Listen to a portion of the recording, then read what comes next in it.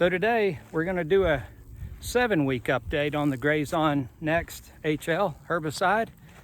And I've got to say that I'm extremely pleased with the results that I've gotten. If you remember 7 weeks ago, we had all kinds of undesirables out there. Now we're looking really good. So what I'm going to do is I'm going to take you out here. We're going to walk out here, which is the exact same place that we walked before.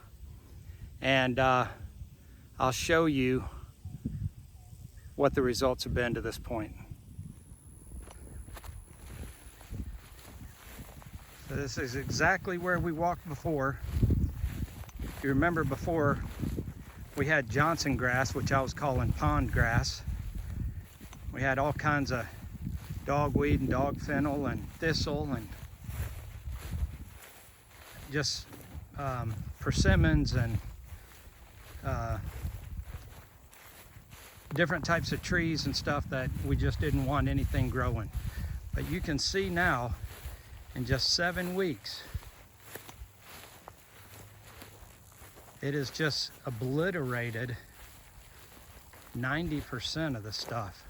Now I am gonna have to go around and do some select hand spraying, but go back and look at the original video from 7 weeks ago, and you're gonna see an unbelievable difference if you didn't watch it.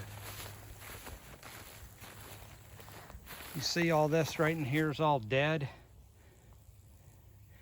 I've just recently cut it, and you couldn't see, or you can't see now, all of the seed heads that were in the grass. But there was tons of seed heads in the grass, so now I'm hoping that they'll just all take over these areas. I want to take you out here and show you where all these trees were. And some of them look like they actually caught on fire. I mean, that Grazon just burnt them to a crisp.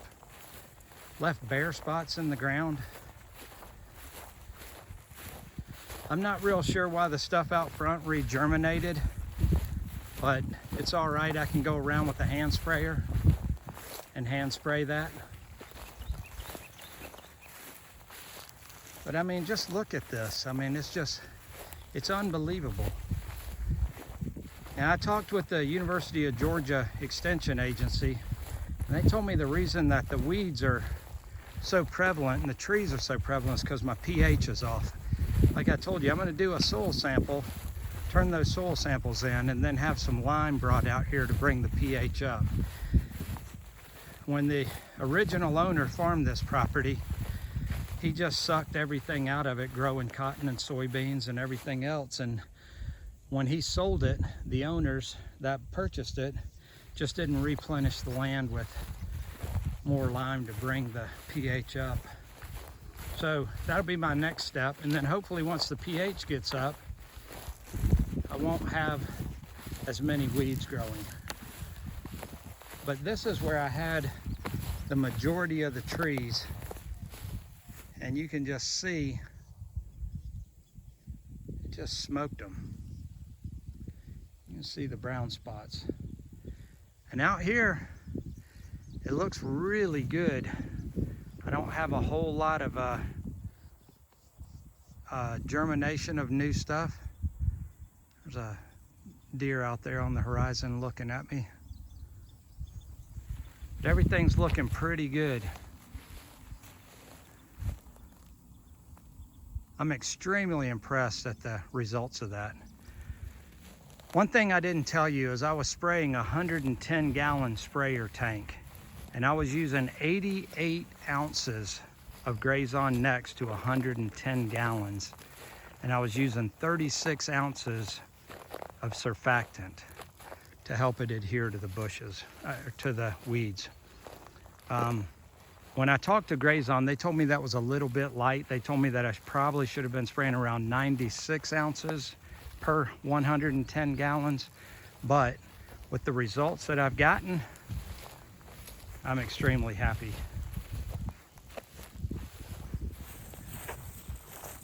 Now, as I've said in the past, that GrazonNext has got a 3 to 4 month residual. Kills 102 different types of weeds and woody products. I'm hoping to get the lime down on the property in the next couple of months and get the pH brought up so that the weeds don't come back in the spring. So we'll stay active and stay on top of it. But I'm gonna walk up here into the front and show you what's regerminated. And why it regerminated, I don't know. I guess maybe the wind was blowing when I was up there on top, and it just didn't get a good coating on the weeds that were up there. But I got a few sweet gums that have regerminated. But I'm just gonna go around with a hand pump sprayer and just hit them individually, and it should knock them right out. So let me show you what I got up here.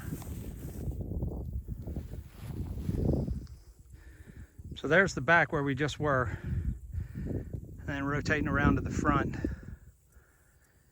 And you can see right here I got some, I'm gonna call them persimmons. I'm not sure if they are, but I got several, looks like right here in this little area, I got 15 or 16 persimmons that have regerminated.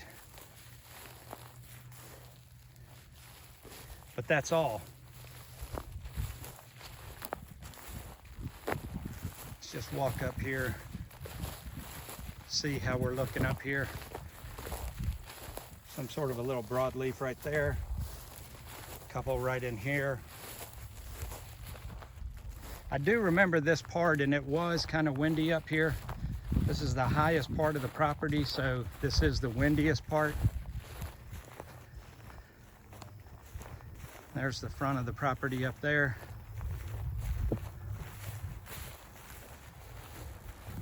But all this looks real good. Nothing's germinating right in here. I will tell you that it doesn't have an effect on Johnson grass. Johnson grass is that tall stuff that I was calling duckweed. If you didn't see the previous videos, I'll leave links to the initial spray and the 2-week update in the back of this video. But if you look right here, this is Johnson grass. It looks like corn's coming up, but it doesn't have an effect on Johnson grass, I guess because it's not a broadleaf, it's a grass. So I'm okay with that. Grass is grass. But if you look over here, you can see this is all burned up right in here.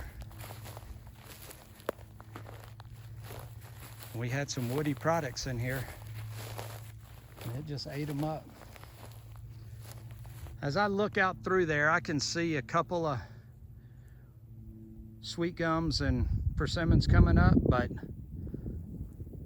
like I said, I'm not opposed to going out there and spraying those. You go back and look at the original videos and it's mind-blowing. So just a quick update on that for you. I know that several of you have left comments saying that you were gonna spray your pastures and stuff, and I would definitely say get on it. It's a product that I believe in. It definitely works. This property was neglected for the last 4.5 years, meaning they didn't cut it. The neighbors told me that the previous owners cut it maybe once a year, and I've had the property for 4 months now, and I probably cut it 4 times.